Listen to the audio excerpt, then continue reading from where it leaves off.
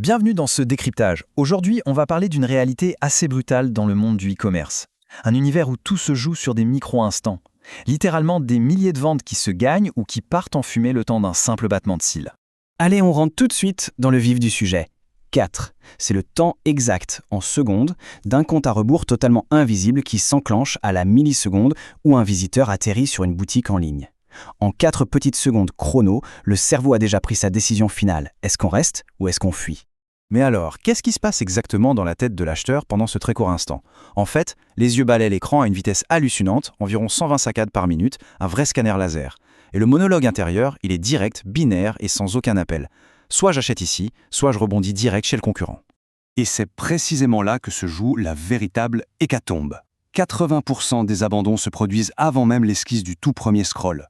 C'est le verdict absolument impitoyable de cette première zone visible.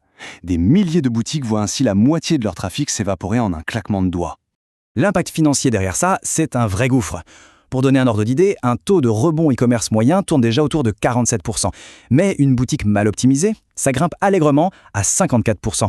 C'est-à-dire que les budgets publicitaires entiers partent en fumée tout simplement parce que le visiteur ne trouve pas tout de suite la bonne promo, le produit phare ou l'élément de réassurance qu'il cherchait. Et sur mobile, où l'espace est hyper réduit, la sanction est encore plus sévère. On remarque 23% de défilement en moins comparé à l'ordinateur. Par contre, il y a une donnée fascinante sur tablette. Les personnes qui finissent par acheter scrollent 25% de plus que celles qui abandonnent l'idée. Bref, optimiser ce tout premier écran, c'est une urgence absolue. Ce qui nous amène à notre première grande partie, la chronologie du regard, ou comment cartographier ce fameux parcours de 4 secondes.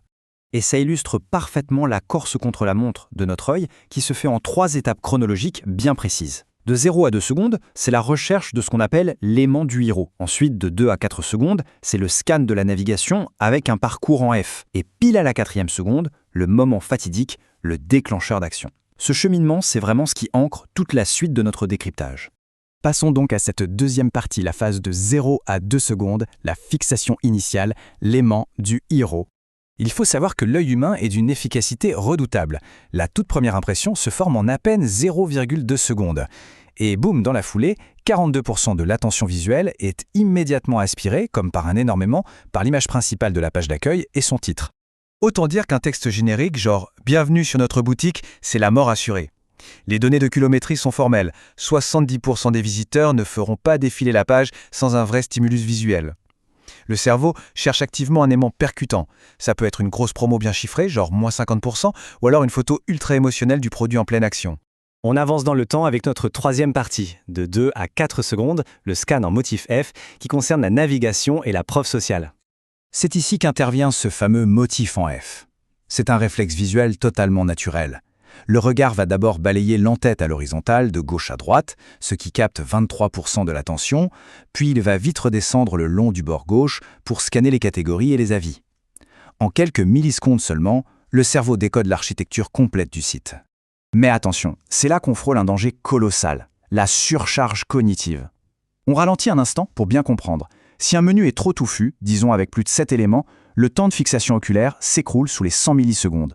Le cerveau sature complètement, l'analyse s'arrête net et la saccade suivante cherchera juste le bouton pour fermer la page. Heureusement, il y a une parade très simple. Le fait d'ajouter des signaux de confiance évidents, disons une belle note de 4,8 sur 5 ou un badge 500 ventes ce mois-ci, eh bien ça déclenche instantanément un traitement cérébral bien plus profond. Le temps d'attention double pour atteindre 250 millisecondes. Et hop, le visiteur reste accroché. Quatrième partie, la 4e seconde, le déclencheur du microscroll et l'appel à l'action. C'est l'instant fatidique, le cerveau décide s'il passe à l'action ou non. Si on a un bouton d'action bien visible, totalement sans friction et placé stratégiquement en bas à droite, il va capter 19% des tout derniers regards et faire exploser l'intention d'achat de 23%. Cacher ce bouton sous un carrousel d'images défilantes, c'est littéralement une erreur fatale. En résumé, si on retrace cette hiérarchie visuelle implacable, étape 1, on attire avec l'aimant visuel. Étape 2, on guide avec la navigation en F. Étape 3, on rassure avec la preuve sociale.